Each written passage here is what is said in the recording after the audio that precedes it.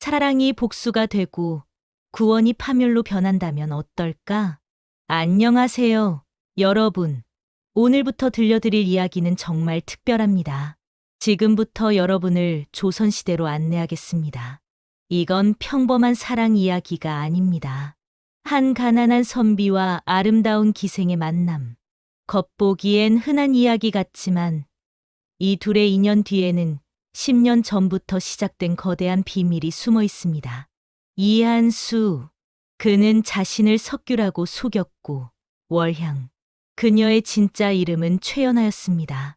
그들의 만남이 정말 우연이었을까요? 아니면 누군가 의도적으로 만들어낸 운명이었을까요? 너희 둘의 만남이 우연이라고 생각하냐? 이 모든 것은 10년 전부터 시작된 일이다. 이 한마디가 모든 것을 바꿔놓았습니다. 사랑인 줄 알았던 것이 복수였다면, 구원인 줄 알았던 것이 파멸의 시작이었다면, 이 특별한 이야기를 끝까지 들어주시고 구독과 좋아요로 응원해주세요. 여러분 상상보다 훨씬 더 충격적인 진실이 기다리고 있습니다. 자, 이제 시작해보겠습니다. 조선시대 한 기생과 도령의 운명적 만남과 그 뒤에 숨겨진 충격적인 비밀을. 나는 이한수다. 지금은 머리가 하얗게 센 늙은이가 되었지만 한때는 젊고 패기 넘치는 선비였다. 오늘 이렇게 내 이야기를 들려주는 것은 바로 여기 이 작은 무덤 앞에서다. 월향이라는 이름이 새겨진 이 비석 앞에서 말이다. 월향. 그 이름만 불러도 가슴이 미어진다. 벌써 10년이 넘었는데도 말이다. 사랑이라는 게 참 신기하지 않나? 시간이 아무리 흘러도 사람이 아무리 늙어도 그 마음만은 변하지 않는다는 것이. 그때 내가 20살이었다. 아버지의 뜻에 따라 한양에 올라와 과거 공부를 하고 있었다. 하지만 집안이 워낙 가난해서 늘 배고팠고 책값도 제대로 마련하기 어려웠다. 그래서 낮에는 부잣집 아이들을 가르치고 밤에는 등불 아래서 공부하는 날들이 계속됐다. 어느 가을 날이었다. 단풍잎이 바람에 흩날리던 그날 나는 우연히 기방가를 지나게 됐다. 평소라면 그런 곳은 얼씬도 하지 않았을 텐데 그날따라 길을 잘못 든 것이다. 그런데 갑자기 어디선가 여자의 비명소리가 들려왔다. 도와주세요. 제발 놓아주세요. 목소리가 너무 절박해서 그냥 지나칠 수가 없었다. 소리가 나는 쪽으로 급히 뛰어가니 어떤 술 취한 양반이 한 기생을 붙잡고 괴롭히고 있었다. 그 기생은 한복 저고리가 찢어져 있었고 눈물을 흘리며 필사적으로 저항하고 있었다. 이 사람아, 그만둬. 내가 큰 소리로 외쳤다. 그 양반이 나를 보더니 비웃으며 말했다. 이상놈이 어디서 감히 내가 뭔데 나서는 거냐? 사람이라면 마땅히 나서야 하는 거 아닌가? 나는 떨리는 목소리로 대답했다. 사실 무서웠다. 상대방은 칼까지 차고 있는 양반이었으니까. 하지만 그때 그 기생이 나를 바라보는 눈빛을 봤다. 절망과 희망이 뒤섞인 그런 간절한 눈빛이었다. 그 순간 내 마음속에서 무언가가 펄떡 뛰었다. 당신 같은 사람이 양반이라니 조상님들이 얼마나 부끄러워하실까? 내가 더 큰 소리로 외쳤다. 그러자 그 양반의 얼굴이 새빨갛게 달아올랐다. 이놈이 정말 하며 칼을 뽑으려고 하는데 마침 그곳 기방에 행수가 나타났다.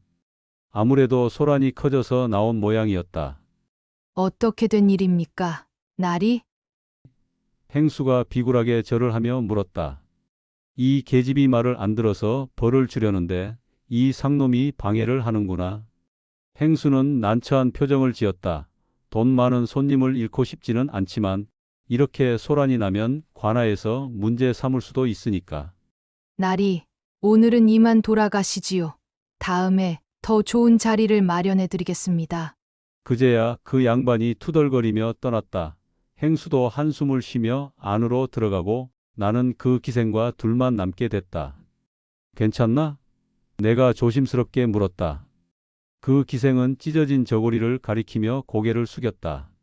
감사합니다. 만약 공자님이 아니었다면. 목소리가 떨리고 있었다. 난 공자가 아니라 그냥 가난한 선비다. 이름은 석규라고 한다. 나는 내 신분을 숨기고 가명을 댔다. 한수라는 본명을 밝히면 내 집안을 알아볼 수도 있으니까. 석규, 좋은 이름이네요. 저는 월양이라고 합니다. 그녀가 조용히 대답했다. 월향, 달빛 향기라는 뜻이겠지? 정말 아름다운 이름이었다. 그리고 그 이름처럼 그녀의 모습도 달빛처럼 신비롭고 아름다웠다. 다친 곳은 없나? 내가 걱정스럽게 물었다. 괜찮아요. 이런 일에는 익숙해졌거든요. 월향이 쓸쓸하게 웃었다. 그 웃음이 내 가슴을 아프게 했다. 앞으로는 조심해. 혼자 다니지 말고. 고맙습니다. 정말로요. 월향이 깊이 절을 했다. 만약 괜찮으시다면 차라도 한 잔 대접하고 싶은데요. 내가 망설이는 사이 월향이 다시 말했다. 은혜를 갚는 것도 못하면서 어떻게 기생이라 할 수 있겠어요? 그렇게 나는 처음으로 기방 안으로 들어가게 됐다. 월향이 정성스럽게 차를 우려서 내주는데 그 손놀림이 정말 우아했다. 마치 귀한 집 규수 같았다. 석교 공자님은 과거 준비를 하고 계시나 봐요. 월향이 물었다. 어떻게 알았나? 책 냄새가 나거든요. 그리고 손에 먹물이 묻어 있고요. 월향이 미소를 지었다. 그 미소가 정말 예뻤다. 맞다. 하지만 쉽지 않네. 공부할 것도 많고 생활도 어렵고. 저도 글을 좀 압니다. 혹시 도움이 된다면. 월향이 조심스럽게 말했다. 정말 놀랐다. 기생이 글을 안다니. 그것도 어느 정도 수준인지 궁금해졌다. 그럼 이 시구는 어떻게 생각하나? 내가 시험 삼아 물었다. 산중에 홀로 앉아 달을 보니 외로운 마음 더욱 깊어지네요. 월향이 자연스럽게 대답했다. 입에 계시죠? 하지만 저라면 이렇게 바꾸고 싶어요. 산중에 홀로 앉아 달을 보니 그리운 사람 생각에 잠 못 이루네.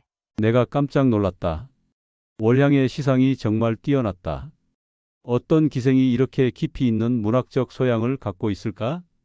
월향은 어디서 공부를? 그냥 혼자 배웠어요. 월향이 시선을 피했다. 뭔가 숨기고 있는 것 같았지만 더 묻기는 어려웠다. 그날 밤 나는 월향과 시에 대해, 학문에 대해 많은 이야기를 나누었다. 시간이 어떻게 흘렀는지도 모를 정도로 즐거웠다. 월향은 정말 똑똑했다. 내가 어려워하는 구절도 척척 설명해주고 새로운 관점도 제시해줬다. 정말 신기하다. 월향 같은 사람이 어떻게 여기에? 내가 말을 흐렸다. 사람에게는 모두 사연이 있는 법이에요. 월향이 쓸쓸하게 대답했다. 석교 공자님도 마찬가지시겠지요? 그렇게 첫 만남이 끝났다. 나는 월향에게 또 올 수 있는지 물었고 월향은 기꺼이 환영한다고 했다. 그 다음 날부터 나는 거의 매일 월향을 찾아갔다. 처음에는 차를 마시며 시와 문학에 대해 이야기하는 정도였지만 점점 더 깊은 대화를 나누게 됐다. 월향은 내가 공부하는데 정말 큰 도움이 됐다. 어느 날 월향이 나를 유심히 바라보더니 이상한 말을 했다. 석교 공자님을 보고 있으면 어린 시절이 생각나요. 어린 시절이? 네, 언젠가 만났던 것 같은 기분이 들어요. 꿈에서 본 것 같기도 하고. 그때는 별로 신경 쓰지 않았다. 그냥 월향의 감상적인 말로 생각했다. 하지만 지금 돌이켜보니 그때부터 이미 운명의 실타래가 꼬이기 시작했던 것 같다. 한 달쯤 지났을까? 나와 월향은 서로에게 없어서는 안 될 존재가 됐다. 나는 월향과 함께 있을 때가 가장 행복했고 월향도 나를 기다리며 하루하루를 보내고 있었다. 하지만 우리 둘 다 모르고 있었다. 이 아름다운 만남 뒤에 숨겨진 끔찍한 비밀을. 그렇게 2달쯤 지났을 때였다. 월향이 내게 특별한 제안을 했다. 석교 공자님, 오늘 밤에 작은 시회가 있는데 함께 가시지 않을래요? 시에? 나는 놀랐다. 기방에서 시에라니 처음 듣는 일이었다. 네, 한 달에 한 번씩 문인들이 모여서 시를 짓고 품평하는 자리예요. 물론 저 같은 기생도 참석할 수 있고요. 월향이 설명했다. 나는 조금 망설였다. 아직 내 실력이 부족하다고 생각했다. 하지만 월양의 간절한 눈빛을 보니 거절할 수가 없었다. 좋다. 함께 가보자. 그날 저녁 월양과 함께 시의 장소로 갔다. 생각보다 많은 사람들이 모여 있었다. 나이 든 선비들부터 젊은 문인들까지 그리고 몇 명의 기생들도 있었다. 자, 오늘의 주제는 그리움입니다. 각자 한 수씩 지어서 발표해 보세요. 좌장 역할을 하는 노인이 말했다. 사람들이 하나둘씩 자신의 시를 발표했다. 어떤 시는 훌륭했고 어떤 시는 평범했다. 월향도 자신의 시를 읽었는데 정말 아름다웠다. 달빛 아래 홀로 서서 님의 그림자 찾아보니 바람만이 답할 뿐 빈 마음 더욱 허전하네. 사람들이 감탄했다. 역시 월향이야. 시상이 정말 빼어나다. 이제 내 차례가 됐다. 가슴이 두근두근했지만 용기를 내어 일어섰다. 산 너머 구름 사이로 그리운 사람 얼굴 보이고 손 내밀어 잡으려 하니 허공만 스치고 말았네. 꿈인 줄 알면서도 다시 또 꿈꾸네. 잠시 정적이 흘렀다. 그러더니 사람들이 박수를 치기 시작했다. 이 젊은 선비는 누구인가? 시상이 정말 뛰어나구나. 특히 마지막 구절이 인상적이야. 꿈인 줄 알면서도 다시 또 꿈꾸네라니. 좌장 노인도 고개를 끄덕였다. 좋은 시다. 젊은 나이에 이런 깊이 있는 시를 쓴다니 앞으로가 기대되는구나. 월향이 내 옆에서 조용히 박수를 쳤다. 그녀의 눈에서 자랑스러운 빛이 보였다. 시해가 끝나고 나서 여러 사람들이 내게 다가와서 인사를 했다. 그 중에 특히 인상적인 사람이 있었다. 나이는 40 정도 되어 보이고 비단 옷을 입은 부유한 양반이었다. 젊은 선비, 이름이 어떻게 되나? 석규라고 합니다. 석규 좋은 이름이군. 나는 진사 김덕배라고 하네. 그가 자신을 소개했다. 오늘 자네 시를 듣고 정말 감동받았다네. 과찬의 말씀입니다. 김진사는 계속해서 내게 관심을 보였다. 어디서 공부하는지, 가족은 어떻게 되는지 이런저런 질문을 했다. 나는 적당히 둘러대며 대답했다. 그런데 김진사가 갑자기 월향을 바라보더니 의미심장한 표정을 지었다. 월향아, 오늘 시가 특히 좋더구나. 감사합니다. 김진사님. 그런데 말이야. 김진사가 월향에게 다가가더니 조용히 말했다. 자네 얼굴을 보니 옛날 생각이 나는구나. 혹시 본명이 따로 있지 않나? 월향의 얼굴이 순간 굳어졌다. 무슨 말씀이신지. 하. 그냥 그런 것 같아서 말이야. 김진사가 웃었지만. 그 웃음이 왠지 섬뜩했다. 그날 밤 월향과 함께 돌아오는 길에 나는 물었다. 김진사님을 원래 알고 있었나? 아니요, 처음 보는 분이에요. 월향이 대답했지만 목소리가 떨리고 있었다. 괜찮아? 표정이 안 좋아 보이는데? 괜찮아요. 그냥 피곤해서 그래요. 하지만 월향은 괜찮지 않아 보였다. 평소의 밝은 모습이 아니라 어딘가 불안해 보였다. 그 다음 날부터 김진사가 자주 월향을 찾아오기 시작했다. 비싼 선물을 가져오고 많은 돈을 썼다. 행수는 당연히 좋아했지만 월향은 영 불편해했다. 월향아, 김진사가 또 왔다. 행수가 월향을 찾았다. 오늘은 몸이 좀 안 좋아요. 월향이 핑계를 댔다. 그럼 안 되지. 김진사님은 돈도 많이 쓰시는 분인데. 행수가 못마땅해 했다. 나는 월향이 왜 그렇게 김진사를 싫어하는지 궁금했다. 겉으로 보기에는 교양 있고 점잖은 양반이었다. 일주일 후 김진사가 또 시해를 열었다. 이번에는 더 많은 사람들이 모였다. 김진사가 돈을 많이 쓰면서 사람들을 끌어모았다. 오늘은 특별한 손님이 오셨네. 김진사가 말했다. 서울에서 내려온 고명한 선비님이시다. 그 선비는 나이가 많고 위엄이 있어 보였다. 사람들이 모두 공손하게 인사를 드렸다. 시해가 진행되는 동안 나는 계속 김진사를 관찰했다. 그가 월향을 바라보는 눈빛이 보통이 아니었다. 그냥 기생을 보는 시선이 아니라 뭔가 다른 감정이 섞여 있는 것 같았다. 시해가 끝나고 나서 김진사가 나를 따로 불렀다. 석규, 잠깐 이야기 좀 하자. 네, 진사님. 자네와 월향이 가까운 사이라고 들었는데 네, 그렇습니다. 김진사가 잠시 머뭇거리더니 말했다. 월향이에 대해 아는 게 있나?